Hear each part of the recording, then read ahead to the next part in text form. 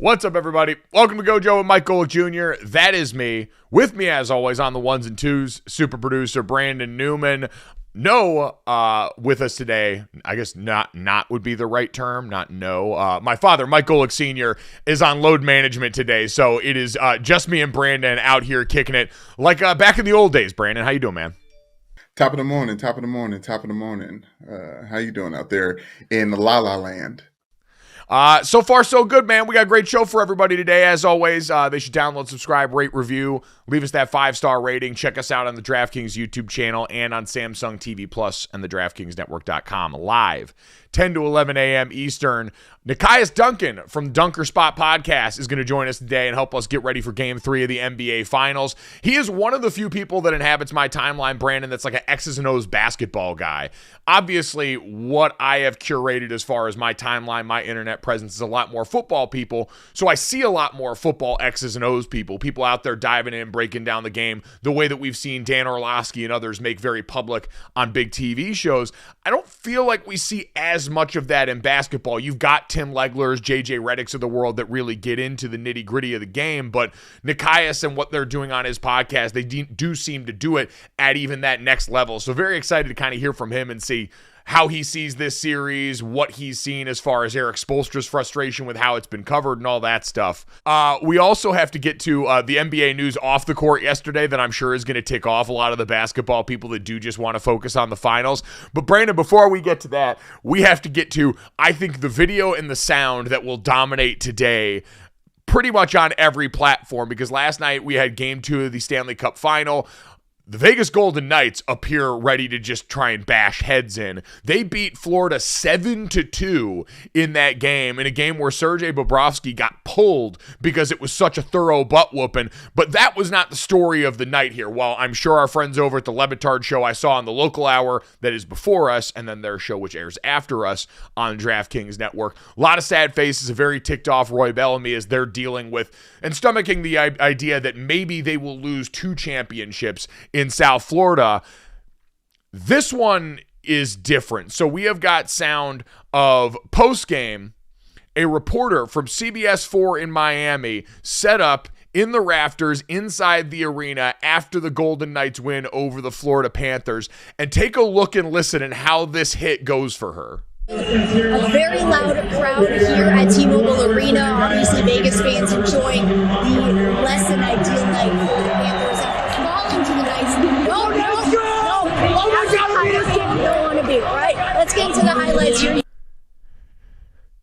Samantha Rivera from CBS 4 in Miami just executed a no-look stiff arm on a drunk Vegas Golden Knights fan trying to invade her stand-up shot. And listen, for anyone that doesn't have a background in news, I don't know if she had a camera person there or not. There's a lot of local news stations that, to save money, will send these reporters out there by themselves to go and set up the shot, do all this on their own. And so, first and foremost, Brandon, PSA out there to anyone: it's not your shot. It's not your workplace. Don't jump in and make life harder for somebody else here and be a jerk. Second off, though, that being said, what she did in that process, we always talk about this relative to Black Friday videos when you see a Best Buy employee box somebody out or keep somebody from getting in or getting out of a store with stolen items here. Brandon, this is going to be on the teach tape for every high school, college, NFL football coach that wants to implement stiff arms into practice from now until the end of time. Oh, absolutely. And she was so professional while doing it as well. She went straight to the highlights just in case this fan wasn't just the stiff arm away and was insistent in getting in her shot. It was just a very professional way to handle the situation. And she could have a 2-day contract with any hockey team at this point. With any sports team in general, man. I don't know. Shout out to Samantha. We're going to have to reach out and see if we can get her on the show to recount this, because it was electric. And I don't know, just the poise in that moment to not once break eye contact with the camera, as she knows what she has got to get to. She knows when she's got to get to it. Deadline driven, focused. CBS 4 in Miami better give her a raise, because that is outside. That is above and beyond the call of duty for what she's normally got to execute. So shout out to Samantha for pulling that one off. Brandon, while she was busy stiff-arming drunk Golden Knights fans, which, by the way, it feels like every Golden Knights fan that's not in a jersey is dressed up like Elvis. Like, that's the one thing, because the game was such a wash. I think it was 4-0 before we even got to Panthers goals. They just did a lot of panning around to the crowd. Everybody's dressed as Elvis. Men, women, children, people of all ages dressed as Elvis in that crowd. I'm not sure if that's just... Now, I've been to Vegas enough to know there's a fair amount of, obviously, Elvis impersonators, but just in general, I don't know if that's a Vegas Golden Knights fan thing where you just come to the arena dressed up as Elvis, but that was something that, because of the way that game went and how quickly it went sideways for the Florida Panthers, I was able to kind of surmise. Well, you could probably say that Elvis Presley is like the mascot for Vegas, which brings me to that NBA franchise conversation when they expand. Maybe the Vegas Kangs with the Elvis impersonator as the main mascot may be the right way to go. I would love the idea of the NBA having the Sacramento Kings and then the Vegas Kangs, and the only difference being an A and a Z in the way that it's spelled. Get to work on that, Adam Silver. Make it happen. Brandon, speaking of people that may be the architect of the Vegas Kangs, LeBron James was in the news again yesterday, and I do appreciate that none of us followed Kyrie Irving's advice. The last time we saw Kyrie Irving, this was Kyrie Irving talking around his dinner table, going online, asking us to not talk about him online. My last thing that I'm going to say after I say I love y'all. Stop mentioning me on Twitters. All y'all fan bases, stop mentioning me right now, please. It is still the Western Conference and Eastern Conference Finals. Can y'all please leave me out of this? Please, can I just be with my family in peace? Y'all got people at my dinner table discussing what my free agency plans are. Stop that. Y'all think it's funny, but please stop that. I actually like having peace of mind when I'm at the crib, all right? Like, I see all y'all ads, I see all y'all mentions. Okay, I said it. I see all y'all stuff y'all be saying. I see all y'all memories. I get it. I'm just as excited as y'all are. But you gotta chill, though.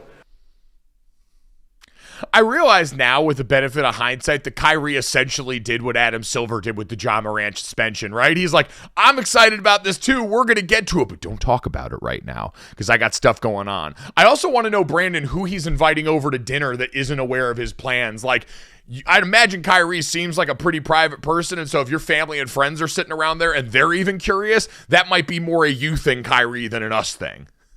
Yeah, but he's got kids that have friends that are on the internet. I'm sure the internet is banned in Kyrie Irving's home to make sure your third eye stays as open as possible. But I'm sure like his children that are at the age where they're asking, they're like, Dad, my friend said that you were going to go play with LeBron and the Lakers. Like, is that true? Are we going to move to LA? Are we moving to LA, Dad? You know, I think it's probably stuff like that. But in Kyrie Irving, who is great at a tease that never comes, though. I feel like Kyrie does a lot of teasing and you never get the answer on the other side. So I think that's what you're hoping at this point, because after what we got from Shams yesterday, the report that apparently the reunion between LeBron James and Kyrie Irving may not come in Los Angeles, but maybe in Dallas. Now, I believe it was Shams reported that Kyrie Irving had reached out to LeBron James to inquire if LeBron James would potentially come and play with the Mavs instead of Kyrie going to Los Angeles. Brandon, I don't know how much credence you gave this, because just the way it was all even phrased, it sounded more exploratory than anything immediate. Obviously, LeBron is still under contract right now. He signed that 2-year extension with the Lakers that kicks in this summer. And so there's all the actual basketball and finance reasons why this may or may not happen, right? It would have to be in a trade or a sign-and trade potentially coming up here. What capital would they get in return? What would the Mavs have that the Lakers would even want? The answer is probably not much that's realistic, but we know this is the NBA and stars can make a fair amount of things happen. And LeBron James has talked glowingly about Luka Doncic. We've even talked, I think it was to Tom Haberstraw on this podcast, who him and Amin El-Hassan over at Basketball Illuminati kind of hinted at this back in February, that the idea that LeBron James may want to play with Luka Doncic at some point isn't that far-fetched. Brandon, I just think all of this is way too far down the road just because of the Bronny factor. So much of LeBron's late-stage career goals and conversations have been about playing with his son, being around for his son, the move to Los Angeles, and now that you've got Bronny committed to play at USC in LeBron's backyard while he's still a part of the Lakers, I just look at that situation and say, family-wise, which for so many of these guys ends up making the decision much more so than anything else. You know this, the closer you get to sports, the more we see guys' decisions in free agency, guys' decisions to retire can often be much more tied to their family life and what they've got going on at home. For LeBron James, who has centered so much to the point where there have been people that have questioned his desire to win a championship because so much of his public conversation has been about playing with his son, I struggle to think that here and now he would get ready to follow Kyrie Irving somewhere at the expense of being around to watch his son hoop in college. And Brandon, I want to get to your takes on this Kyrie Irving and LeBron James potential situation, but since we're doing a live show now, stuff happens and we get to react to it on the fly, which is awesome and something I've dearly missed. And this one, completely out of left field, as we just saw an announcement that the PGA Tour has agreed to merge with rival LIV Golf, the Saudi-backed public investment fund golf company, an entity controlled by the Saudi crown prince. The proposed merger comes after the PGA Tour and LIV have been embroiled in lawsuits regarding antitrust claims, and the deal would end all pending litigation. Brandon, we don't have a lot of concrete details about the specifics of this right now, including what this would mean for the contracts of the LIV golfers that were richly signed by a lot of guys who made that jump over there. If this would be combining LIV Golf Tour events and some of their format with current PGA formatted events, now opening these LIV golfers, I'd assume, back up to PGA Tour events as well.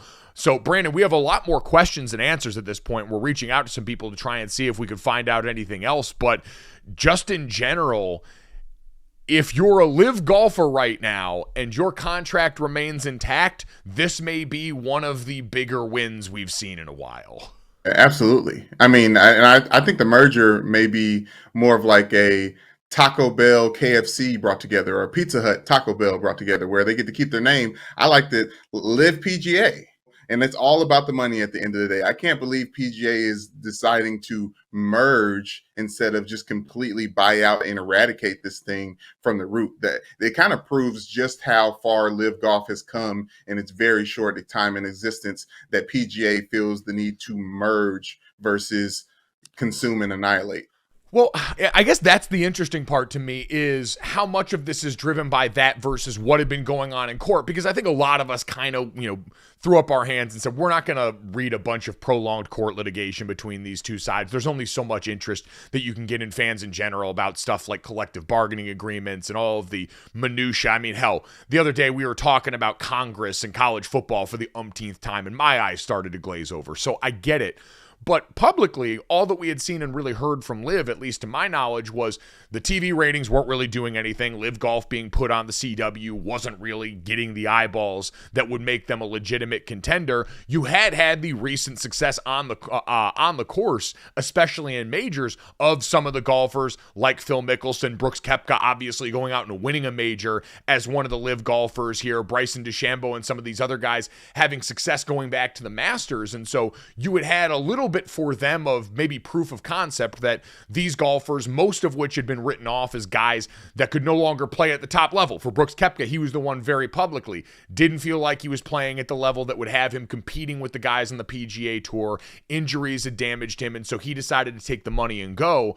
And then these guys coming back over and having that success, I think maybe piqued some people's interest about the proof of concept. So much so, Brandon, that we had Phil Mickelson out here talking cash junk, talking about everything that had been going on with him, including giving shots at Rory McIlroy, talking about the fact that he's almost a billionaire right now. Like, Phil Mickelson had gone radio silent for so long, and now I think had been felt so emboldened by his recent performance and the recent performance of some of the LIV golfers relative to guys like Rory McIlroy that had really been the guys taking up their banner and their mantle for the PGA, that he had come out of the woodwork. And so I don't know how much of that perception bled into the reality of this for the PGA, Brandon, because in actuality, it seemed far more likely that LIV Golf was not going to accomplish the main goal. Because remember, none of this, no matter what Phil Mickelson said, was about Phil Mickelson and LIV golfers changing golf or anything like that. It was a payday from a group of people in the Saudi royal family that are looking to wash their reputation in the rich waters of sports by distracting you from all of the human rights violations that have been going on over there. And Brandon, that's another interesting wrinkle to this, right? Where obviously this is very publicly positioned as these guys were taking blood money. They were going over here and operating under the umbrella of something that was created for the express purpose of disguising all of the impermissible things that had been going on over there, right? It's different from when this Saudi fund that has all of this money set aside to try and help sports wash their reputation invests in something like Premier League soccer, invests in something that already exists and just puts a little bit of money in it to be a part of it. This was expressly created to be the distraction from what's going on there, and I don't think it worked in large part because Phil Mickelson at the very beginning of this very publicly, even though he thought it was off the record, gave up the goods on what he knew he was walking into. And so now, how is that structured with the PGA, who I don't know if they exist all that much in moral opposition to this as much as they did in opposition to what it represented, but that's still a factor that I think has to be accounted for now that you're in theory and in some form, again, when you hear merger, going to be in business with this group of people.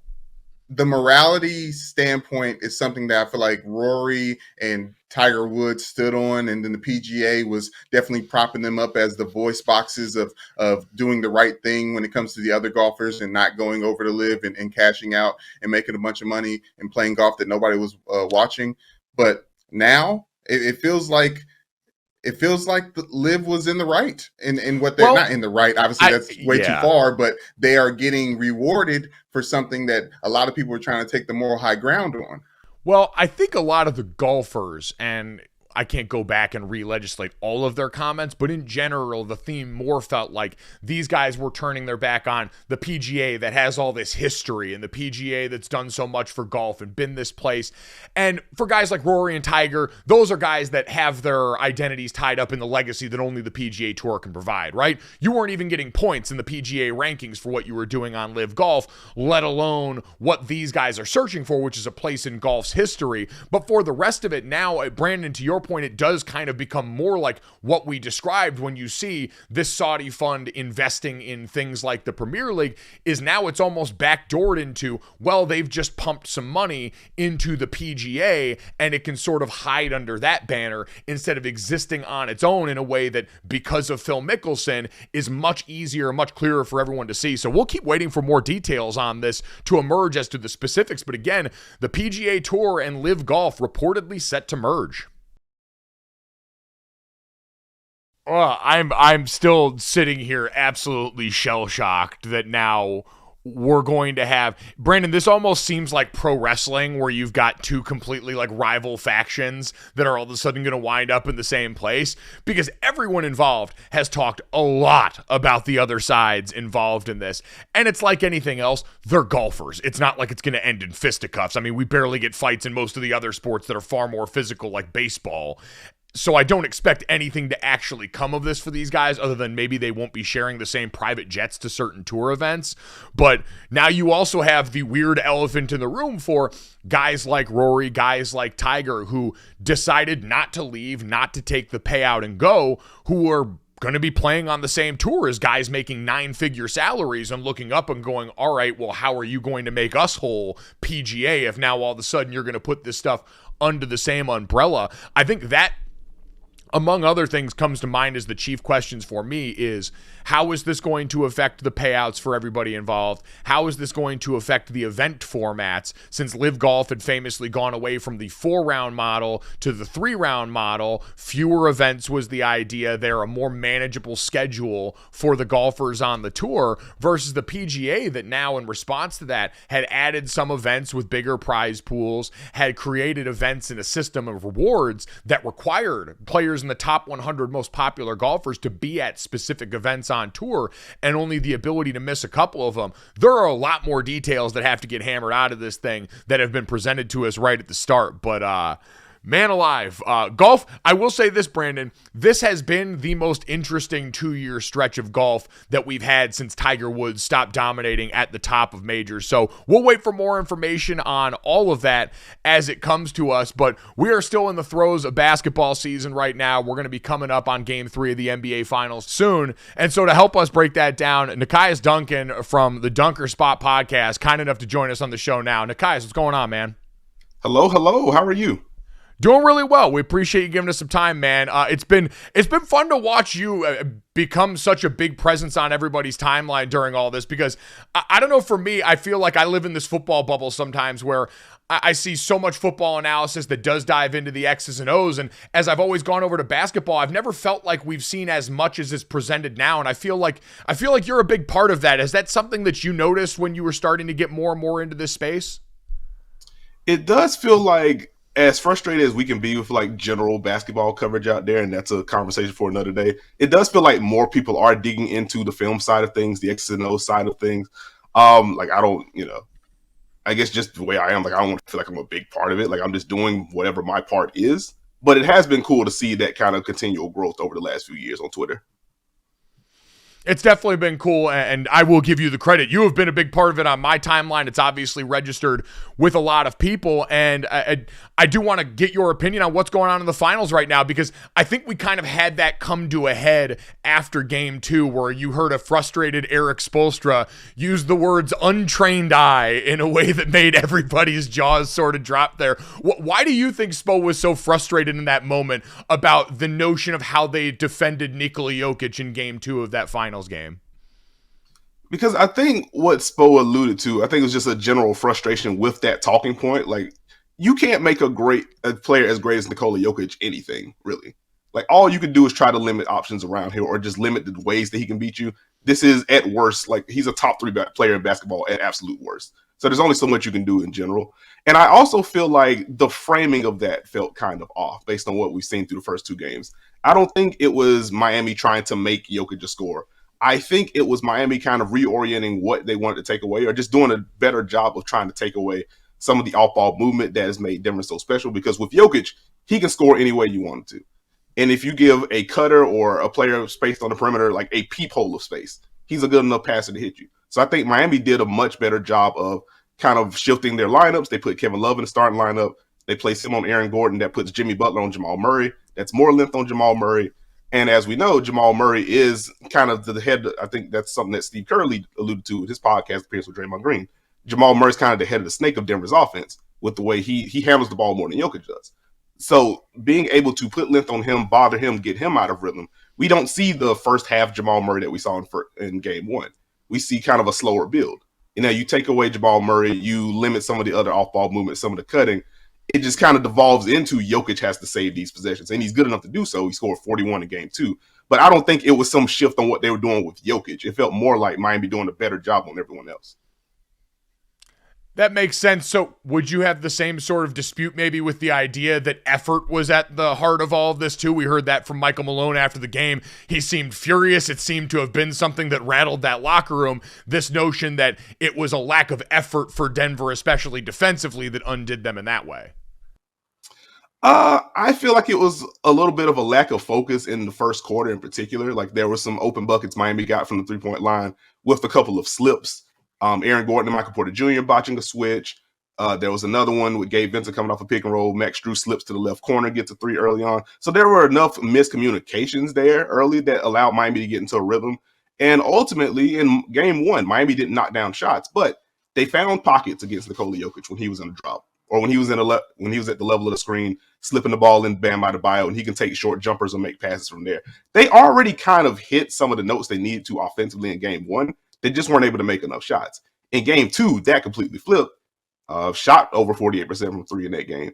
But ultimately, it just felt like increased comfort and something that kind of carried over from Game 1. So I think that may be where the frustration bred from Coach Michael Malone, because I think he also recognized, hey, we won this Game 1, but Miami found some stuff. We need to make sure that we tighten some stuff up. And it did not feel like they did that. I don't think it was necessarily an effort deal. There were some miscommunications early, but I think it was more so Miami just taking it and taking advantage of the gaps that they had. Now, what about the stuff that Miami found that works has anything to do with Kevin Love in the starting lineup for game 2? I think Kevin Love does add a spacing element, but I think it was 6 points in game 2. So it wasn't like he was a huge part of it. I do think having him out there, you're able to pull one of the bigger players out from the perimeter in a way that Caleb Martin wasn't, especially since Caleb Martin hasn't played particularly well through the first 2 games. I think he's still dealing with an illness right now. But I think the biggest shift came for Kevin Love defensively. Again, just having more size for Miami helped on the glass. Getting Jimmy Butler off of Aaron Gordon like he was in game 1 and putting him on Jamal Murray, I think that altered how Denver wanted to attack and eliminate some of the easy buckets that they wanted to get in the half court.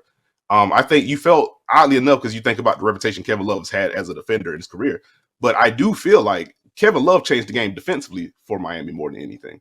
And he did have the nice possession, I think, third quarter against Michael Porter Jr. He tried to ISO. MPJ just had nothing for him. So that was fun to see. But I think just his presence alone shifted the matchups and ultimately shifted how Denver wanted to attack in game 2. You mentioned Jimmy Butler and his defensive assignment and what he did with Murray.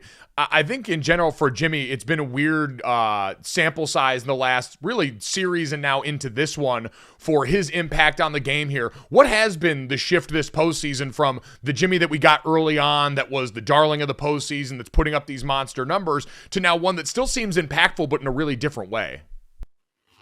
I think it's a shift in mindset for him. I do think you have to give some credit to the personnel as well.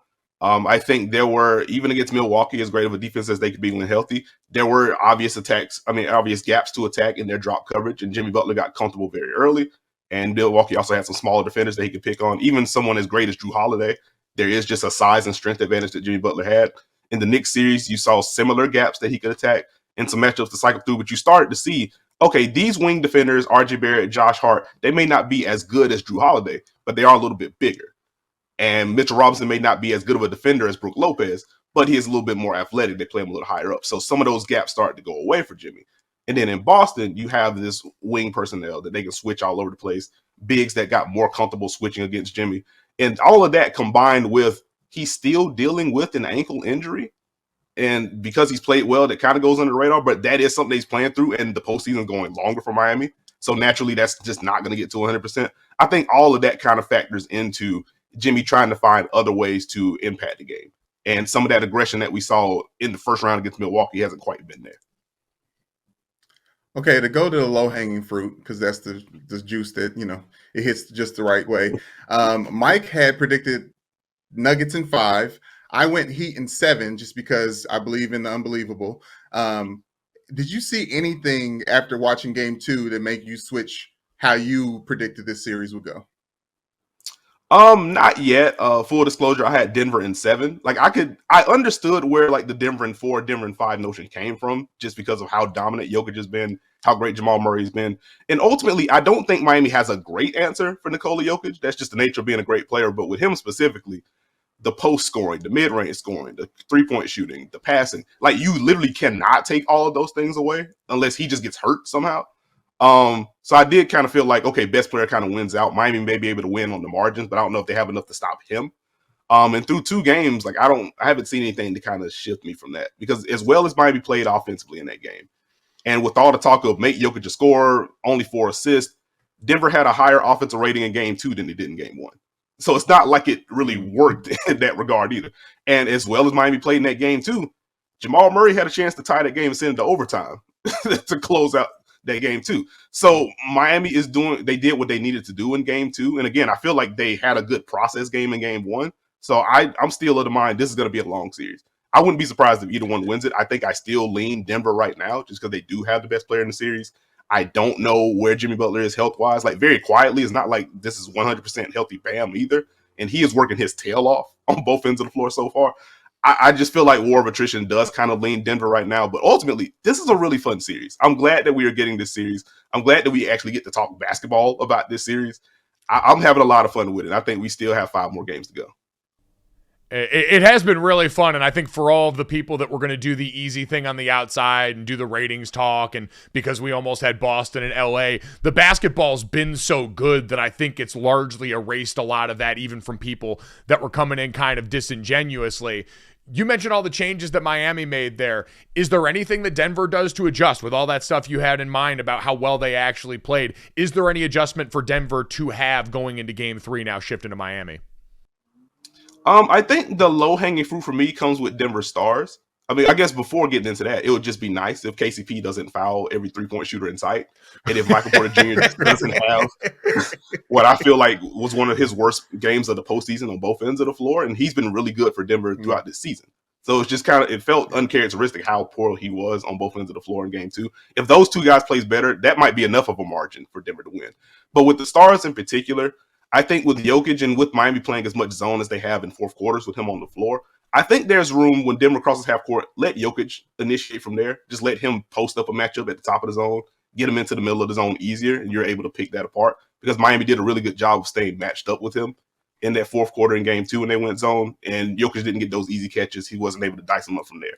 That's an easy adjustment for Jokic. And with Jamal Murray, with Miami putting Jimmy Butler on him, Miami still does switch 1 through 3 on the perimeter. So maybe if they want to get to a Murray-Jokic pick and roll, let me get KCP to screen for Jamal Murray first and get a different defender switched onto him and then flow into your pick and roll or your handoff with with Nikola Jokic.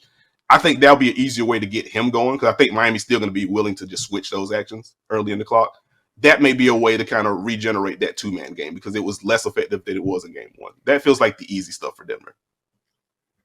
Now, with Mike Malone being so perturbed with everyone talking about the Lakers and LeBron after a game, do you think that he is a little bit even more peed off that we're talking about Kyrie and LeBron possibly linking up during this finals run that his team is on? You know what? If he's not, I am. Why are we talking about this? Why are we talking about this? The Mavericks do not have anything to trade for LeBron James. And the Lakers, unless they completely gut everything and Kyrie takes less, which it does not seem like he wants to do, there's no way for the sign and trade to work for the Lakers either. I don't even know why this is a thing. LeBron's not coming to Dallas. Kyrie's not going to LA without taking less. I don't even get why we're here. I don't know, but I love that we were able to backdoor Nekias into giving an answer about the thing that he didn't want to talk about here, and thus still gave us really compelling analysis. Brandon, that was an incredible bit of Miyagiing by you on that one. So, Nekias, since you don't want to talk about that, which we appreciate, but thank you for the answer on that, I do want to ask you about something before we let you go, and this has been awesome, is one of the other things I've seen a lot more from you now, and I've seen you talking about a lot more, is covering the W. And I know we're still early in the season right now for the W, but just for our audience, we know coming into the season, so much was made of the super teams forming in Las Vegas and in New York, some of the stars that had gotten together there. What's excited you most about what you've seen in the early goings in the W season here? Oh, man, if I could borrow from my podcast co-host, Steve Jones Jr., tremendous follow, just a tremendous person overall. Like, I think sorting out what the middle of the league is right now has been incredibly fun. As a friend of mine has poked fun at me I was not high on the Connecticut Sun coming into the season because they traded Jonquel Jones to the Liberty. I'm just like, okay, they've also made some other moves with the guards, but what is this offense going to look like exactly? The offense has been good. The defense has remained elite. Connecticut has firmly been the second best team in the league so far this year. So that's been a fun story. And just even within the super teams, I think watching both of them sort out what their lineups are going to be, how they want to integrate these new pieces. It hasn't felt like Jonquel Jones has really found her footing on either end. She's still on the minute restriction right now. She had off-season surgery. So they're still trying to sort out what to do there. But Breanna Stewart has just been tremendous, as she always is, and should probably be front runner for MVP right now. And then on the Aces side, have not lost a game yet. I'm keeping an eye on their defense. They have the best defensive rating in the league right now, but based on who they played so far and who those teams have had available because of injuries and things like that, they haven't really faced full punches yet, or up until this past weekend, where the Atlanta Dream gave them a scare, the Indiana Fever gave them a scare. So just keeping an eye on how well they're gelling defensively and just the general integration of Candace Parker, because she hasn't really found her footing yet offensively for the Aces, hasn't closed out many games for them. So it's been fun to kind of watch them figure things out on the fly. But the Aces have been really good. The Liberty are interesting. The Sun have been great. I want to see the Sparks just get healthy because I'm having a lot of fun watching them and all of their pieces. Lexi Brown has hopped out to a tremendous start so far. Neko Gumake has been tremendous. It's a lot happening in the league right now. It's a great time to jump in for people who aren't initiated with the W yet. So there you go. If you haven't taken the plunge yet, let this be your entry point into it and get going because, like Nekias said, it should be a really, really fun season that we're looking forward to. Nekias, we appreciate the time, man. This is awesome. Hopefully we'll get a chance to chop it up with you again soon. Thank you, sir. Oh, thank you for having me. Had a blast. Just let me know. Awesome stuff. Again, guys, check out the Dunker Spot podcast with him and Steve Jones, like he mentioned. Awesome stuff there. Brandon, I feel like we got smarter. Now, I do appreciate what you did there because we needed to ask him about Kyrie and LeBron. That was Big J journalism stuff. It's what's in the news right now, but I know this is a guy that really did not want to go there, and you found the way to get him there. That was some wax on, wax on stuff there, so bravo. Wax on, wax off stuff right there, so bravo by you. Thank you, sir. Thank you. I'm glad I got an answer that I wanted to hear as well. The fact that LeBron's not going to Dallas and Kyrie's not going to the Lakers. As much as I would love to see LeBron and Kyrie play together because I love nostalgia like anyone else from the 90s, I feel like it's time for that new fruit. LeBron, we keep talking about fruit. LeBron is all about playing with new people. I think Steph Curry or Luka, it will be the next superstars that LeBron plays next to versus going back in history and linking up with Kyrie again. I do think it's interesting. One, if you counted the number of times we all said low-hanging fruit in that conversation and drank, you would be absolutely blacked out right now. And two, the fact that you did manage to work this back into the Lakers loading up with even more pieces, because I did see that the other day and forgot to text you this notion that now that Bob Myers has stepped down and all these looming decisions for Golden State, we go back to really just everyone LeBron James has ever flirted with at an all-star game, right? We know Luka this last year he got on the team. It was the year before, I think, Steph Curry and him going up and down the court, smiling. It looked like the beach scene from Rocky with Apollo and Rocky training and splashing around in the water. Brandon, they never looked happier. Mike, that all-star game that you're referring to ended with Steph Curry and LeBron James playing defense on Kevin Durant and stopping him from making a shot that Steph Curry and LeBron ended up winning that game. Because, Team LeBron wins every All-Star game other than this last one. But yes, Mike, I do think it's important to talk about. But I also want to say that I don't know if it's Kyrie was trying to get LeBron to Dallas as much as he was like, playing chess, not checkers. Like, oh, well, he can't come here. Well, I still want to play with him. Can I go there? I wouldn't put anything past Kyrie at this point or whoever is not affiliated with Kyrie that did this, because I was waiting for and expecting yet another video to come out that none of this came from him and please respect my privacy and all these things that we got before. So we'll wait and see where and how that info came from, and we will wait and see what happens in Game 3 now, since Nekias actually came on here and tried to make us smarter and we still devolved into talking about the easiest thing possible, because by the way, I think you can do both. All right, Brandon, before we finish this off with this, that, and the third, 3 quick stories to end the day. And we got some juice in this week, by the way. We've also got some juice to help you out with Father's Day here, because there's nothing juicier than a wonderful, delicious Omaha steak for your dad on Father's Day. Brandon, you're a 2-time father and deserving of all of the beef that your children may potentially give you. Now, they're like under 3 years old, so I don't know if they're going to know how to do this, but for everyone else listening who has opposable thumbs and the ability to use the internet here, you can go to omahasteaks.com and use promo code GOJO to get $30 off at checkout for your qualifying order. I had to stop there because I start drooling every time I do this read, because we have got great packages for your dad on Father's Day that include things like fork tender bacon wrapped filet mignon, air-chilled chicken breast, which is a mouthful to say and an even better mouthful to eat, as well as burgers, jumbo franks, caramel apple tartlets for dessert. It's all delicious, and it's part of the great gift packages that Omaha Steaks has ready to go for you. You don't have to do any of the hard work. They have done it for you in order to give your dad the best Father's Day possible. You can check out all of those hand-selected packages. Get ready in time for Dad's Day, because dads want steak. It is that simple. Get them something to eat. So whether he's your father, your father-in-law, or father figure, he's the guy who is always ready to step up when you needed him the most. This Father's Day, show him the love with the only gift that's as unforgettable as he is, the mouth-watering perfection of Omaha Steaks. From perfectly aged, oh-so-tender steaks to hand-selected gift packages, Omaha Steaks makes it easy to give Dad what he really wants. Order today and get $30 off with promo code GOJO. Again, $30 off with promo code GOJO, and every purchase is backed by their unconditional money-back guarantee. Minimum order may be required. See site for details. Now that we are hungry, let's break bread and eat, Brandon. This, that, and the third. As always, make sure you download, subscribe, rate, review. Leave us a 5-star rating. We see them. We appreciate them. We are getting closer to the 1,000 mark that I have in my head that signals success in our war against the algorithm, and we appreciate you for feeding my vanity and letting us know what more you want to see and hear from this fine program. Brandon, let's get to this. The matchup is set right now.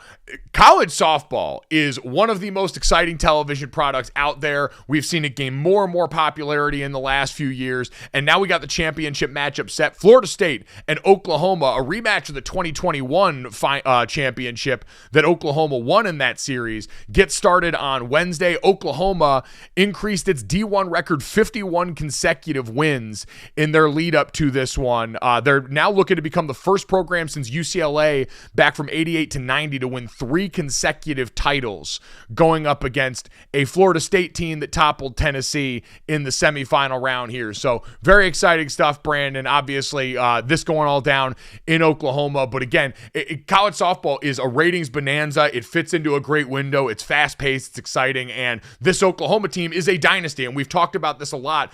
Dynasties in sports do help. I really think having a team that you can point to as the standard bearer and the Goliath that needs to be slain by a David at some point is always really helpful. And boy, oh boy, does softball have it in Oklahoma. Yeah, also, I like the validity of winning through extra innings that they had to do against Stanford. It's like a championship dynasty going into overtime. It's like, okay, this isn't just a fluke. They really have championship pedigree, and they built different.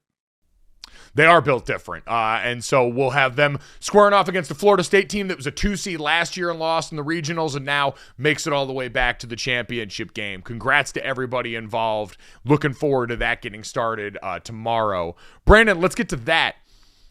Tech news. Did you see the Apple product launch that went on yesterday? Apple did one of their big keynotes where Steve Jobs used to get out there and wag his hand at everybody and tell us what new charger they were going to give that made our old chargers obsolete so we'd have to spend more money. Those godless heathens.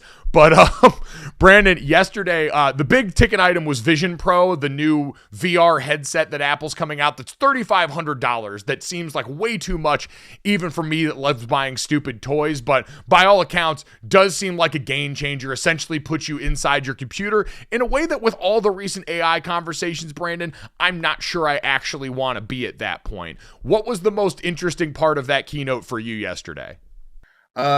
Interesting. Does that equal disturbing? Because they have a new feature with this Apple VR headset that your retinas do something before you click on something because you expect something to happen when you click on it. So they have this like pre-click thing going on that like you just look at something and it opens. And I'm sure that's like common with some VR sets. But until they get to the point where I text people back mentally, that's the real feature that I need. I need to text someone back, email back someone back mentally, and then send a draft out that I can edit later. I think Elon Musk has what you're looking for, and that brain implant ain't going anywhere near me, fella. I will say the things that stuck out to me, because the $3,500 headset's not going to be for everyone. Everyone's now got FaceTime voicemails, which is going to bring on an era of the worst drunk dials known to man. Now, before what reduced you to ashes and sending weird drunk text to somebody that you probably had under a name like do not call ever in your phone is going to end with visual evidence for the rest of time. And Brandon, I saw Roy Wood Jr., our buddy, point this out, that now you can personalize your contact poster that's going to show up when you call or message somebody, which means that the side pieces have now gotten the power back and Valentine's Day is going to be a war zone next year. Put your phones away, fellas. If you've been doing nefarious things, put your phones away. But I do like this, Mike. I do think it's a change for the FaceTime people to leave a voice message. It's kind of like when screenshotting started. Changed the game for everyone. Like screenshots, like pretty much ruined the game for a lot of cheaters. So I guess Apple is kind of flipping the script. That is true. You know what? Maybe this is good. This is like the transfer portal and NIL in college football where everyone's going to talk about it as a problem, but really it's forcing coaches to keep their problems and promises, and it's forcing everyone to act right in their personal lives here. So with great power comes great responsibility. Rest in peace to the screen cap of your failed FaceTime call that you send your friend who doesn't pick up after you've had 4 or 5 margaritas on a Taco Tuesday. Brandon, let's get to the third, though. This is big news for me. So Taylor Swift, who is clearly on tour now, because normally an announcement of this magnitude would be done via anagram, some sort of weird crossword puzzle that we had to figure out to get to the song titles, and instead was just given to us. Taylor Swift is re-releasing her album Speak Now, coming up this summer, and yesterday gave us the full list of tracks, including the vault tracks, previously unreleased songs that Taylor is putting out this time around. These songs include Speak Now era are When Emma Falls in Love, I Can See You, Foolish One, Timeless, and most importantly yesterday, Electric Touch, which will feature Fall Out Boy, and the song Castles Crumbling, which will feature Paramore's Hayley Williams. And Brandon, I might pass out. I don't know if you've seen the love that Hayley Williams has been getting online recently. Paramore was obviously much more popular as we were coming up, but she is the universal solvent for belovedness by basically every demographic and group of people. Now joining up with Taylor Swift on an actual track is going to be the nourishment that fuels my soul for the rest of this summer. I am so excited. Mike, I'm excited to hear that this is an old new album from Taylor. I thought it was a brand new. I don't know when Speak Now came out. I have no idea. And also Paramore, I was listening to Monsters and Men when Paramore was popular. So I have no idea about them either. And all of it's going to be new to me, Mike. I really don't know what to do with all these new old Taylor Swift albums, but I follow your guidance and you seem to be excited. So I will let you be excited. Yeah, you know what? I guess for anyone that's unaware right now, right? Taylor's old masters to her albums that had been previously recorded were sold in a way that she found unbecoming to a man named Scooter Braun. And so to take back what she thought was hers, she went and re-recorded all of these tracks, is in the process of doing that right now. Speak Now is the latest album to do that. She did just do this most recently with her album Red. That was incredibly impactful and important. There have been new albums like Midnight's along the way, but this is yet another of the re-records to take back what she believes is her and sprinkle in a new bit of the good stuff. By the way, she also news dumped a little bit through TMZ that her and Maddie Healy broke up, which is music to the ears of so many Taylor Swift fans. Lots happening, tons going on, all of it very good right now for those of us in the Taylor Swift fan group. We hope that anyone in the Gojo fan group enjoyed the podcast today. As always, if you did, download, subscribe, rate, review, leave us that 5-star rating. Check us out on YouTube, DraftKingsNetwork.com. Thanks so much. We'll talk to you guys tomorrow. Boom. Money in the bank.